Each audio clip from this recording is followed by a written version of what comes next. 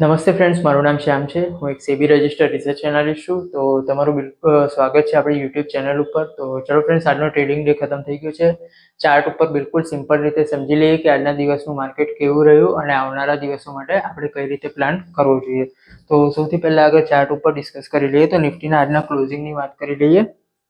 નિફ્ટીનું આજનું ક્લોઝિંગ હતું 26,192ના લેવલ, એટલે 26,200ની આસપાસનું ક્લોઝિંગ હતું. નિફ્ટીમાં આપણે જે જૂનું ઓલ ટાઈમ હાઈનું ક્લોઝિંગ અગર કહીએ તો આજે સેકન્ડ બેસ્ટ ક્લોઝિંગ આપણને નિફ્ટીમાં જોવા મળ્યું છે. આની પહેલાનું ઓલ ટાઈમ હાઈનું જે ક્લોઝિંગ હતું એ છે 26,218 કે 216ના લેવલની આસપાસનું ઓલ ટાઈમ હાઈનું ક્લોઝ હતું.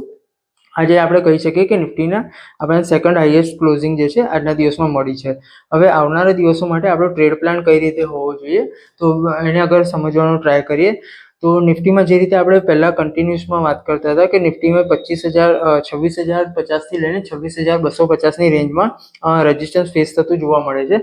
તો અગર આપણે વાત કરીએ તો નિફ્ટીમાં અહીંયા જોઈશું તો નિફ્ટીએ 2 થી 3 વાર 26,100ની રેન્જની આસપાસ એટેમ્પ કર્યું, પણ ત્યાંથી જે છે થોડું ઘણું પ્રોફિટ બુકિંગ બતાવ્યું અને ફરીથી આ રેલી જે છે હવે કન્ટિન્યુશનમાં આવી રહી છે. તો આપણે અહીંયા જોઈએ તો સારું એવું પ્રોફિટ બુકિંગ આવી ગયું, એક કન્સોલિડેશન આવી ગયું. અને જે રીતે આપણે આમાં વાત કરતા હતા કે અગર અહીંથી નિફ્ટી 26,050થી લઈને 250ની ઝોનમાં થોડું ઘણું પ્રોફિટ બુકિંગ બતાવે છે, તો નીચેની તરફ આપણે કન્ટિન્યુ જે છે 25,350થી લઈને 450 વાળા લેવલ ડિસ્કસ કરતા હતા આપણા ટેલિગ્રામ ચેનલમાં પણ પ્લસ આપણે યુટ્યુબ વિડીયોમાં પણ. તો નિફ્ટી બિલકુલ ત્યાંથી જ જે છે સપોર્ટ લઈને એની રેલી જે છે કન્ટિન્યુ કરવાનો ટ્રાય કરી રહ્યું છે. તો હવે આજનું ક્લોઝિંગ જે છે એ ડેફિનેટલી બિલકુલ પોઝિટિવ ક્લોઝ ગણી શકાય.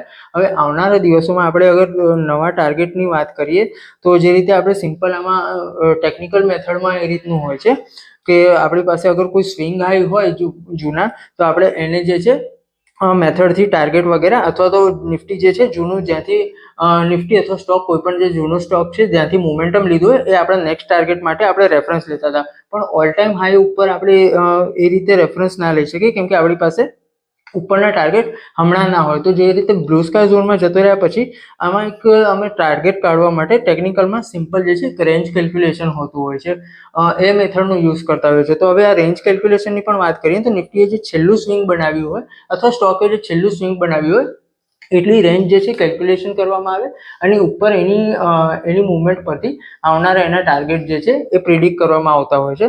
તો આમાં આપણે અગર વાત કરીએ તો નિફ્ટીની આ રેન્જ જે છે એ 26,100થી લઈને નીચે 25,200ની તરફ જે છે આ રેન્જનું કેલ્ક્યુલેશન આવે છે. એટલે ઓલમોસ્ટ અગર જોઈએ તો 800થી 900 પોઈન્ટની આ રેન્જ છે. તો હવે આ સેમ રેન્જને આપણે ઉપરની તરફ કેલ્ક્યુલેટ કરીએ તો આપણે નિફ્ટીમાં આવનારા દિવસોમાં 26,800થી લઈને 27,000 વાળા લેવલ જે છે એ આવતા જોવા મળી શકે છે. આ જ પેટર્ન જો કન્ટિન્યુએશન રાખે છે માર્કેટમાં, આ જ મોમેન્ટમ જે છે કન્ટિન્યુ રહે તો આપણે અહીંથી બીજી જે છે 26,200થી અગર ગણીએ તો બીજા 800થી 900 પોઈન્ટની તેજી બીજી કન્ટિન્યુએશનમાં આપણને જોવા મળી શકે છે. હવે આ કાલના દિવસ માટે અગર આપણે વાત કરીએ કે કાલના દિવસ માટે આપણે આપણો ડે કઈ રીતે પ્લાન કરી શકીએ. એક મિનિટ, તો સૌથી પહેલા આ વાત કરવાની રહી ગઈ કે આમાં અગર નીચેની તરફ નિફ્ટી આવે છે તો હવે સપોઝ આમાં એક વસ્તુ રહી ગઈ કે આપણે ઉપરની તરફ જાય છે અને અહીંથી અગર કોઈ પણ રીઝનથી થોડું ઘણું પ્રોફિટ બુકિંગ બતાવે છે તો હવે આ જે ઝોન છે 25,900થી લઈને 26,100 વાળો આ 200 પોઈન્ટની રેન્જ જે છે એ આપણા માટે સારા સપોર્ટ તરીકે કામ કરશે. એટલે સપોઝ ઓલ ટાઈમ હાઈ બનાવ્યા પછી થોડું ઘણું કન્ટિન્યુએશનમાં ગયું 26,400-500ની આસપાસથી થોડું ઘણું સેલિંગ પ્રેશર અથવા તો પ્રોફિટ બુકિંગ આવ્યું તો અગર નીચેની તરફ આવશે તો 25,900થી લઈને 26,000ની રેન્જમાં 26,100ની રેન્જમાં નિફ્ટીને આપણને સારો એવો સપોર્ટ જે છે આવનારા દિવસમાં જોવા મળી શકે છે. હવે વાત કરી લઈએ 15 મિનિટના ચાર્ટ ઉપર કે આપણે આવતીકાલના પ્રમાણે આવતીકાલ માટે આપણું ટ્રેડ પ્લાન કઈ રીતે હોઈ શકે.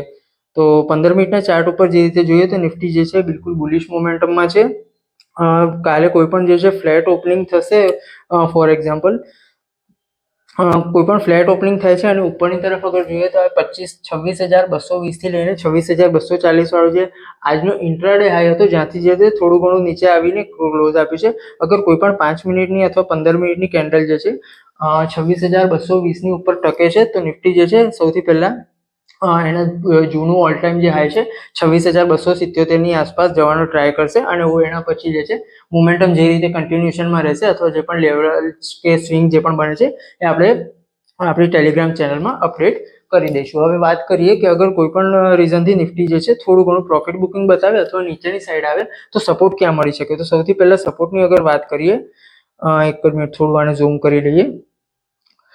સૌથી પહેલા નિફ્ટીની અગર સપોર્ટની વાત કરીએ તો નિફ્ટીનું આ જે સ્વિંગ જે છે જ્યાંથી બનાવીને આજની રેલી કન્ટિન્યુ કરી હતી ઓલ ટાઈમ હાઈ તરફ જવાની, એ છે 26,130 વાળું લેવલ. 26,130 ના લેવલની આસપાસ છે.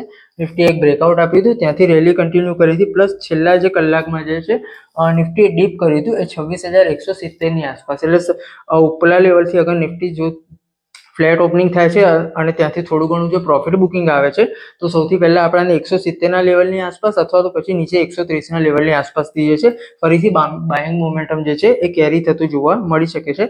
તો આપણે આ લેવલ પણ છે બિલકુલ ખાસ ધ્યાનમાં રાખવા જોઈએ આવતીકાલ માટે. હવે વાત કરી લઈએ બેંક નિફ્ટીની. તો બેંક નિફ્ટીમાં પણ જે રીતે આપણે વાત કરીએ તો બેંક નિફ્ટીનું આજનું ક્લોઝિંગ હતું 59,347, 59,347 ની આસપાસનું ક્લોઝિંગ હતું. હવે વાત કરી લઈએ બેંક નિફ્ટીના ડેલી ચાર્ટ ઉપર એકવાર વાત કરી લઈએ. એક જ મિનિટ.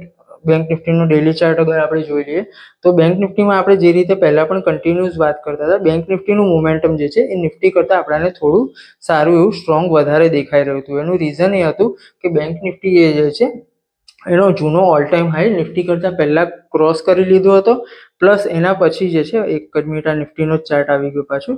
આપણે બેંક નિફ્ટીના ચાર્ટ ડિસ્કસ કરી લઈએ. બેંક નિફ્ટીનો ચાર્ટ, ઓકે. બેંક નિફ્ટીના ચાર્ટમાં જોઈએ તો બેંક નિફ્ટીએ ચાર્ટ ઉપર ક્લિયર જે રીતે દેખાઈ રહ્યું છે બેંક નિફ્ટી એનો જે જૂનો ઓલ ટાઈમ હાઈ છે એ નિફ્ટી કરતાં પહેલા બ્રેક કરી લીધો હતો. અને એના પછી અગર કન્સોલિડેશન પણ જોઈએ ને તો ઓક્ટોબર મહિનાની 20 તારીખથી લઈને લગભગ નવેમ્બર મહિનાની 20 તારીખ સુધીનું એક મહિનાનું ઓવરઓલ કન્સોલિડેશન સારું એવું હેલ્ધી કન્સોલિડેશન આપ્યું છે. અને આજે જે છે લગભગ એના ઉપર 3 થી 4 દિવસથી જે છે હોલ્ડ કરી રહ્યું છે અને નિફ્ટી ઓલ ટાઈમ હાઈની નજીક છે. તો આ પણ સારા એવા મોમેન્ટમમાં અત્યારે આપણને દેખાઈ રહ્યું છે.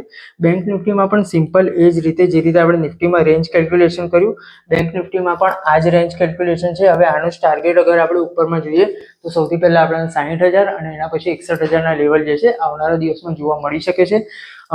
નિફ્ટી જે રીતે ઓલ ટાઈમ હાઈની નજીક ઊભું છે, સપોઝ 26,400-500 વાળા લેવલથી અગર કોઈ પ્રોફિટ બુકિંગ આવે છે તો એ રીતે અગર નિફ્ટી બેંક નિફ્ટીમાં પણ વાત કરીએ કે સાથે સાથે એમાં પણ કોઈ પ્રોફિટ બુકિંગ આવે તો નીચેની તરફ અગર આવે છે તો બેંક નિફ્ટીમાં હવે 58,650, 58,500, 58,600 વાળી આ જે રેન્જ છે હવે સારા એવા સપોર્ટ તરીકે વર્ક કરશે.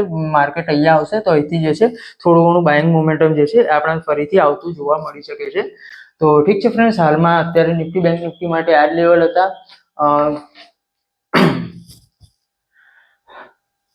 તો ઠીક છે ફ્રેન્ડ્સ, આજ માટે આટલું જ. કાલે ફરીથી એકવાર મળીએ છીએ આફ્ટર માર્કેટ એનાલિસિસ માટે. અને લાઈવ માર્કેટ દરમિયાન કોઈ પણ લેવલ્સ વગેરે કશું પણ હોય છે અમે અમારા ટેલિગ્રામ ચેનલમાં અપડેટ કરી દેતા હોઈએ છીએ. ટેલિગ્રામ ચેનલની લિંક પણ ડિસ્ક્રિપ્શનમાં આપેલી છે, તો એને પણ જરૂરથી ફોલો કરી લેજો. તો ઠીક છે ફ્રેન્ડ્સ, આજ માટે આટલું જ. મળીએ છીએ આવતીકાલે. Thank you.